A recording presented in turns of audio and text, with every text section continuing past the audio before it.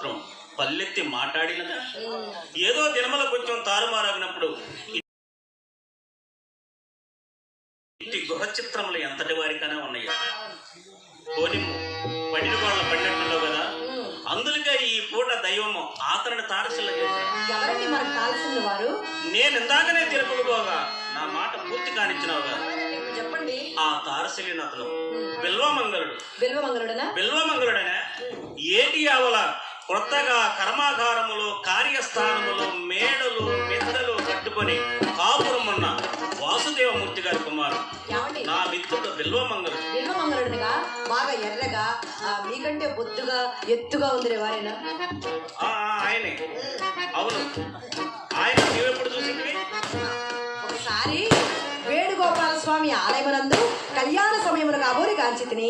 వారు చాలా భాగ్యవంతులని విన్నాను. ఏ పాటి స్థితి ఉందంటారు?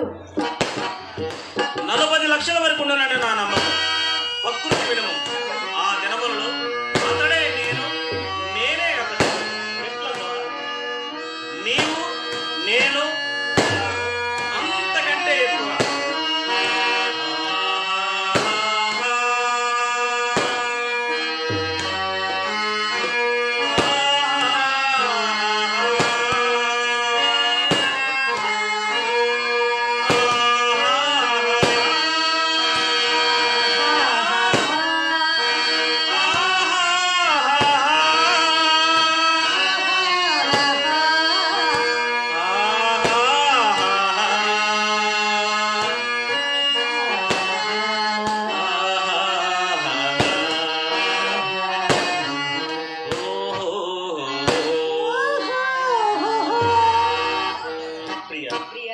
ఈ రోజు ఎంత అందంగా ఉన్నావు తెలుసా?